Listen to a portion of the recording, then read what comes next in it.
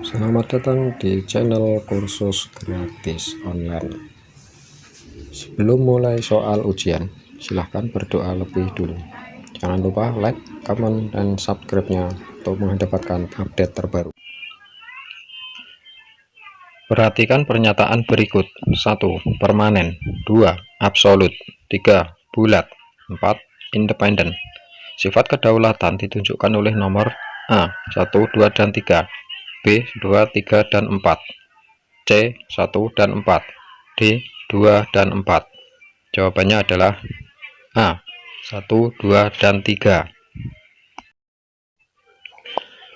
Anggota MPR terdiri dari anggota DPR dan anggota DPD.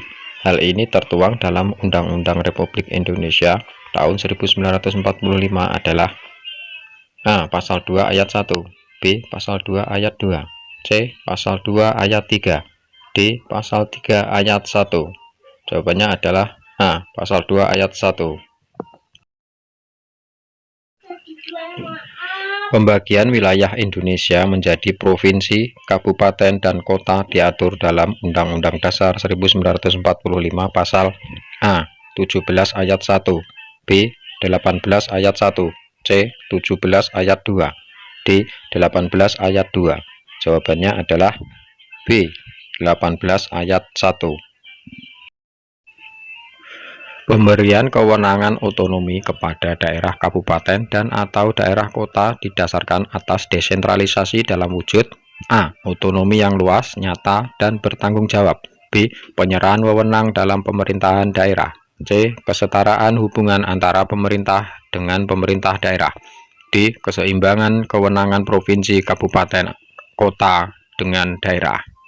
Jawabannya adalah A. Otonomi yang luas, nyata, dan bertanggung jawab. Tujuan pelaksanaan otonomi daerah antara lain A. Mengoptimalkan kinerja seluruh aparat pemerintah daerah, B. Mengelola dan menyelenggarakan pemerintah daerah, C. Meningkatkan kesejahteraan daerah dan kesetaraan dengan daerah yang lebih maju, D. Meningkatkan kesejahteraan masyarakat, pelayanan umum, dan daya saing daerah.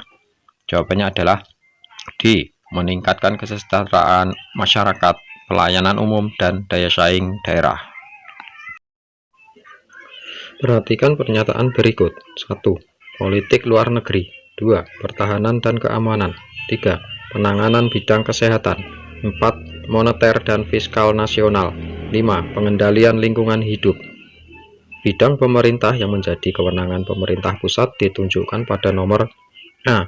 1, 2, dan 3, B. 1, 2, dan 4, C. 1, 2, dan 5, D. 2, 3, dan 4. Jawabannya adalah B. 1, 2, dan 4. Setiap orang bebas memeluk agamanya. Hal ini sesuai dengan Undang-Undang Dasar tahun 1945 adalah A. Pasal 28A, B. Pasal 28C, C. Pasal 28D, D. Pasal 28E. Jawabannya adalah D. Pasal 28E. Alasan pentingnya partisipasi masyarakat dalam perumusan kebijakan publik antara lain A. Masyarakat dapat berperan serta dalam perumusan kebijakan publik, B. Masyarakat dapat menuntut segala kebutuhan hidupnya kepada daerah, C. Pemerintah dapat memaksa masyarakat untuk mentaati semua peraturan daerah, D. Masyarakat merupakan objek yang harus tunduk kepada pemerintah daerah. Jawabannya adalah A. Masyarakat dapat berperan serta dalam perumusan kebijakan publik. Setelah Dewan Pertimbangan Agung dihapus melalui amandemen Undang-Undang Dasar Republik Indonesia tahun 1945 keempat, maka tugas memberikan pertimbangan kepada Presiden dilaksanakan oleh A. Mahkamah Agung, B. Mahkamah Konstitusi, C. One Team Press, D. Badan Pemeriksa Keuangan. Jawabannya adalah C. One Team Press. Agar bangsa Indonesia tidak ketinggalan di era globalisasi, maka tindakan yang dapat dilakukan adalah A. Membuka seluas-luasnya masuknya investor asing, B. Menutup diri dari semua informasi asing karena semua berpengaruh negatif, C. Berusaha menguasai ilmu pengetahuan dan teknologi, D. Menolak secara tegas liberalisasi ekonomi. Jawabannya adalah C. Berusaha menguasai ilmu pengetahuan dan teknologi. Sampai berjumpa lagi di video selanjutnya. Terima kasih, like, comment, and subscribe-nya.